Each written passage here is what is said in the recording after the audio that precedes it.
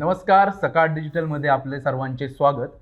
4 राज्यांचे कौल हाती येत आहेत. छत्तीसगड, राजस्थान, मध्य प्रदेश आणि तेलंगणा. या 4 राज्यांपैकी 3 राज्यांमध्ये आपल्याला भाजपने मुसंडी मारल्याचे दिसून येते. पण या 3 राज्यांमध्ये भाजपच्या यशामागचे कारणे काय आहेत आणि भाजपची गौडदौड ही दिवसेंदिवस वेग वाढतच चालू आहे.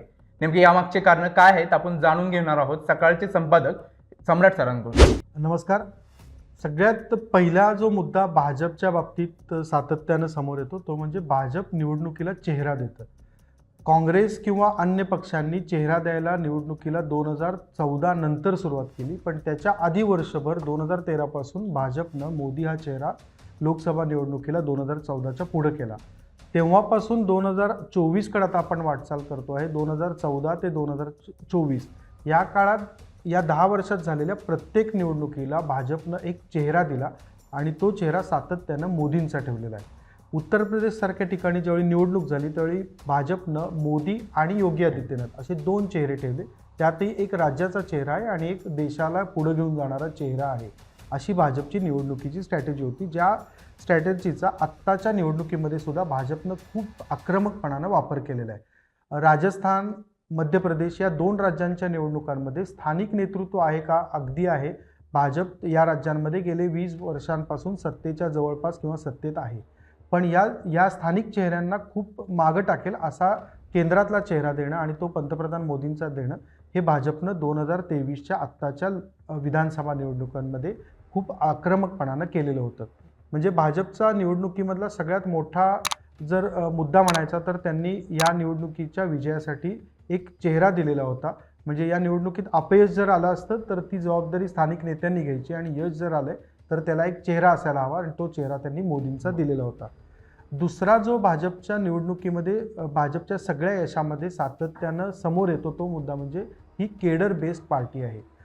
काँग्रेसची स्थापनेपासून विशेषतः स्वातंत्र्यानंतरचं काँग्रेसची पहिल्या 3 दशकांची वाटचाल बघितली तर त्या प्रत्येक यशामध्ये म्हणजे अगदी 1980 पर्यंतच्या कालखंडामध्ये काँग्रेसच्या यशामध्ये केडरचा सगळ्यात मोठा वाटा असायचा. केडर म्हणजे कोणतर अगदी जमिनीवर जो कार्यकर्ता काम करतो तो म्हणजे ज्याला सतरंजा उचलणारा कार्यकर्ता असं आपण हेटाळणीनं सातत्यानं बोलतो.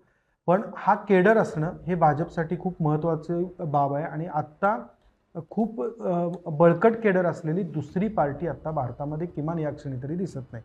काँग्रेसकडे केडर आहे का? अगदी जरूर आहे. पण त्या केडरला खुश ठेवणारा, त्या केडरला सातत्यानं मोटिवेट ठेवणारा कार्यक्रम काँग्रेस देऊ शकतं का? तर तशी परिस्थिती आत्ता काँग्रेसची नाही आहे.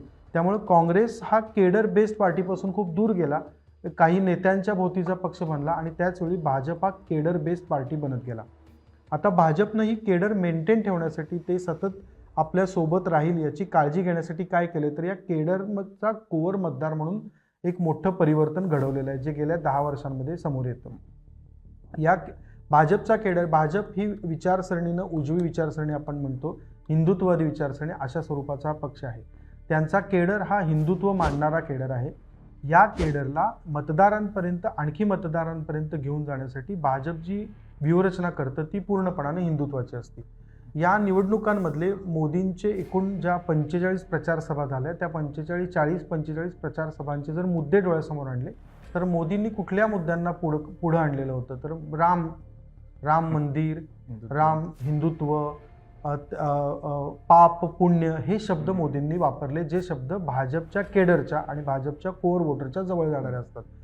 हे 2 म्हणजे पहिला मोदी ही निवडणुकीची फेज बनणं, दुसरा केडरचा पक्ष असणं आणि केडर कोअर वोटर्सना जे अगदी भाजपला मतदान करतीलच असे जे वोटर आहेत त्यांना खुश करणारा कार्यक्रम घेत राहणं, हे 2 मुद्दे या निवडणुकीतून समोर येतात. त्याला अनुसरूनच मला एक विचारावंसं वाटतं की बंडाच्या राजकारणामुळे कुठेतरी भाजपचा केडर नाराज आहे असं बोललं जात होतं. महाराष्ट्रातही तसं बोललं जाते, पण या निकालांवरून असं दिसतं की भाजपचा केडर हा नाराज नाही. तर याबद्दल काय म्हणाल? बंडाचा म्हणजे आपण महाराष्ट्रापुरतं जर उदाहरण घेतलं तर महाराष्ट्रात आपण असं म्हणतो की एकनाथ शिंदे आले, पण एकनाथ शिंदे हा भाजपच्या कोअर वोटरचा भाग होताच, हिंदुत्ववादी विचारसरणीचे होते. अजित पवार ज्यावेळी आले त्यावेळी भाजपच्या कोअर वोटरची भूमिका काय राहिली तर भाजपच्या कोअर वोटरला, केडरला असं वाटत राहिलं की आपल्या विचारसरणीसमोर शेवटी अजित पवारही झुकले. अजित पवार जे सेक्युलर विचारसरणीच्या NCP मध्ये होते ते NCP मधून बाहेर पडून स्वतंत्र पक्ष त्यांनी NCPचा स्वतःच NCP असं दावा दाखल केला आणि भाजप बरोबर आले आणि कडव्या हिंदुत्वाला समर्थन करायला लागले. त्यामुळं केडरला ते दुखावतात, भाजपचं केंद्रीय नेतृत्व असं कधी होत नाही, कोर वोटरला दुखावतात असं कधी होत नाही. त्यामुळं मोदी फेस देणं, केडरला खुश ठेवणं, केडरकडनं असलेल्या कोर वोटरना खुश ठेवणं, हे दोन मुद्दे खूप आक्रमकपणानं भाजपनं या निवडणुकीमध्ये सातत्यानं वापरले. महाराष्ट्रात सुद्धा त्याचीच कदाचित पुढच्या काळामध्ये चर्चा येईल. तिसरा मुद्दा मला जो कायम वाटतो भाजपच्या यशामध्ये आहे तो म्हणजे ते एक केंद्र सरकारच्या योजनांची खूप मोठी जंत्री आखतात. म्हणजे अगदी तुम्ही जर गेल्या 5-10 वर्षांमधल्या योजना काढल्या तर त्या अतिशय चमकदार योजना असतात. स्मार्ट सिटी असेल, आत्मनिर्भर भारत असेल, मेक इन इंडिया कॅम्पेन असेल, अगदी काल परवा त्यांनी मेरी माटी मेरा देश सारखा कॅम्पेन आखला.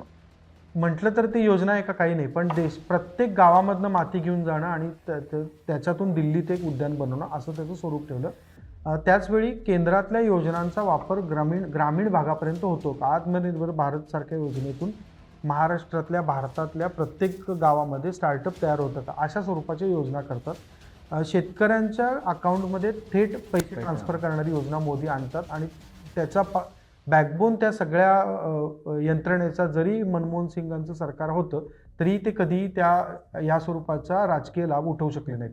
म्हणजे केंद्राच्या योजना हा एक मोठा घटक राहतो. ते सत्तेवर असोत त्या राज्यामध्ये किंवा नसोत, पण केंद्रीय योजनाचं थेट जे डिफरन्शिएशन असतं, वाटप असतं, त्याच्यामध्ये ते थेट दुजाभाव दाखवू शकतात की नाही, आम्ही तुम्हाला केंद्रीय योजनेचा सपोर्ट देणार नाही कारण तुमचं सरकार आमच्या बाजूनं नाही आहे. राज्यातल्या जनतेपर्यंत तो मेसेज पोहोचवत राहतात. 2019च्या निवडणुकीचं आपण लोकसभेच्या निवडणुकीचं जर विश्लेषण बघितलं तर तुम्हाला उज्ज्वला योजना ही खूप मोठ्या प्रमाणात ट्रान्सफॉर्मेशन घडवणारी दिसेल. आत्ता शिवराज सिंग चौहानांची लाडली योजना ही सातत्यानं गाजत राहिली. आत्ता केंद्रामध्ये जरी भाजपचं सरकार, राजस्थानमध्ये जरी भाजपचं सरकार नव्हतं तरी त्यांनी सातत्यानं टीकेचा रोख त्यांच्या योजनांवर ठेवला. त्या मोदींनी एका बाजूनं रेवडी हा शब्द वापरला, ज्याला आपण इंग्लिशमध्ये फ्रीबीज म्हणतो, फुकटात गोष्टी देणं, त्याला एका बाजूने टीका करायची. आणि ज्यावेळी त्यांच्या लक्षात आलं की काँग्रेस 7 गॅरंटीज घेऊन येते, 9 गॅरंटीज घेऊन येते, 11 गॅरंटीज घेऊन येते, त्यावेळी मोदींनी काय केलं तर मोदींनी केंद्रीय योजना अशा दाखवायला सुरुवात केली की ज्या आम्ही तुम्हाला फ्रीमध्ये देत आहोत. म्हणजे पुढचे 5 वर्ष तुम्हाला अन्नधान्य 80 कोटी जनतेला अन्नधान्य आम्ही फ्री देणार आहोत, हे त्यांनी आत्ताच राजस्थानमधल्या निवडणुकीत सांगायला सुरुवात केली.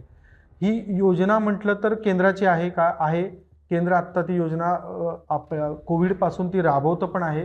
तीच योजना काँग्रेसच्या काळात पण होती, पण एका बाजूने त्याला रेवडी म्हणायचं आणि दुसऱ्या बाजूने तशाच स्वरूपाची योजना आखायची, ती अंमलबजावणीत आणायची. हा एक तिसरा मुद्दा भाजपच्या एकूण प्रचाराचा आणि एकूण विजयाचा राहतो की केंद्रीय योजनांचा खूप स्ट्रॉंग सपोर्ट ते राज्यांना देतात, त्यांच्या राज्यांना देतात, विशेषतः जिथं ते सत्तेवर येतात त्यांना देतात. चौथा जो मुद्दा मला वाटतो तो एक सतत त्यांच्याकडे इव्हेंट आणि ॲक्टिव्हिटी असतात. ते कुठल्याही गोष्टीचं सेलिब्रेशन करतात. भले ते मंदिर बांधण्याचा मुद्दा असो, ते आपण मंदिर बांधते, कोण बांधते म्हणतो आपण, असं म्हणतो राम मंदिर भाजपचं सरकार बांधतंय. प्रत्यक्षात सरकारला कुठलेही मंदिर बांधता येत नाही किंवा मशीद बांधता येत नाही. भारत हा घटनात्मक निधर्मी सर्व धर्म किंवा धर्मनिरपेक्ष हा सेक्युलर राज्य आहे. त्यामुळं आपल्यामध्ये तसं करता येत नाही. मंदिर कोण बांधते तर राम जन्मभूमी नॅशनल बांधते. तर पण दिसताना काय दिसतं तर सगळे भाजपचे नेते, सगळे भाजपचे कार्यकर्ते हे मंदिरासाठी काम करतात.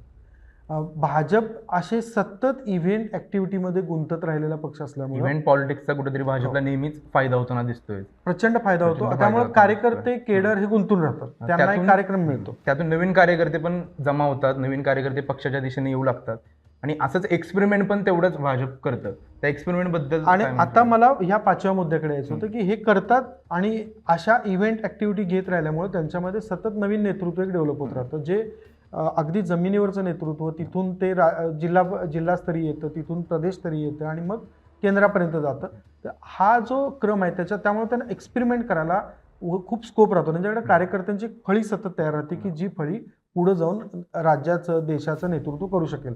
आणि तो अगदी आत्ता महाराष्ट्रात आपण बघितलं तरी महाराष्ट्रात सुद्धा तो प्रयोग करत असतात. तो त्यांनी छत्तीसगड, मध्य प्रदेशच्या निवडणुकीत खूप आक्रमकपणे केला. त्यांनी वसुंधरा राजेंसारख्या अतिशय स्टॉलवर्ट नेत्याला, भाजपमध्ये आता महिला नेतृत्व आहे कुठं, थेट फक्त असं अनुभवी महिला नेतृत्व म्हटलं ज्याला मास लीडर म्हणतात, त्या वसुंधरा राजे आहेत. सुषमा स्वराज नंतर वसुंधरा राजे या मास लीडर म्हणून भाजपमध्ये माहिती आहेत.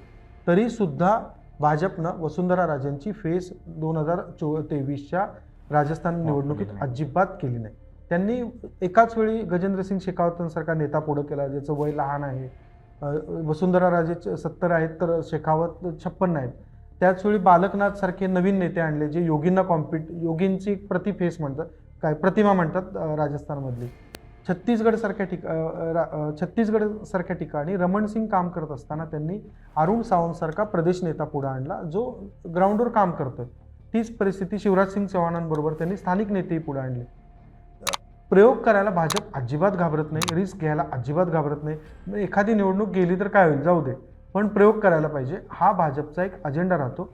आणि मला असं वाटतं तो अजेंडा त्यांना जय असो किंवा पराजय असो, पण या अजेंड्यामुळे त्यांच्याकडे नेतृत्वाची एक फळी गेले 10 वर्ष सातत्यानं पुढे येत राहते, जी फळी आक्रमकपणानं नव्या आव्हानांना सामोरं जाते. आणि त्याच्या बरोबर विरोधी आता काँग्रेसची अवस्था होते की जिथं नेते अजूनही कुठलीही जागा सोडायला तयार होत नाहीत, नवीन फळी येत नाही. मला असं वाटतं की भाजपच्या एकूण सगळ्या आत्ताच्या विजयाकडे पाहिलं, या 4 राज्यांच्या निवडणुकींच्या निकालाकडे पाहिलं तर हे 5 मुद्दे, मोदींसारखी प्रतिमा देणं असेल, केंद्रामधल्या योजना असलं, केंद्राचा पूर्ण सपोर्ट उभा करणं असेल, केडरला आणि कोअर वोटरला सतत खुश ठेवणं असेल आणि प्रयोग करणं असेल, या 5 मुद्द्यांमुळं हे यश मिळतंय असं मला वाटतं. आपण भाजपच्या यशाबद्दल बोलत होतो, जे की 3 राज्यांमध्ये भाजप काँग्रेसला पिछाडीवरती सोडत स्वतः पुढे जाताना दिसते. याचे काही कारणे आणि 5 मुद्द्यांबद्दल आपण सम्राट फडणवीस सरांशी बोललो. इथंच आपण थांबूया. राजकारणातील प्रत्येक अचूक बातमीचे सर्वात आधी अपडेट्स मिळवण्यासाठी सरकारनामाच्या सर्व सोशल मीडिया प्लॅटफॉर्मला लाईक, फॉलो आणि सबस्क्राईब करा. तसंच सर्व नोटिफिकेशनसाठी बेल आयकॉन प्रेस करायला विसरू नका.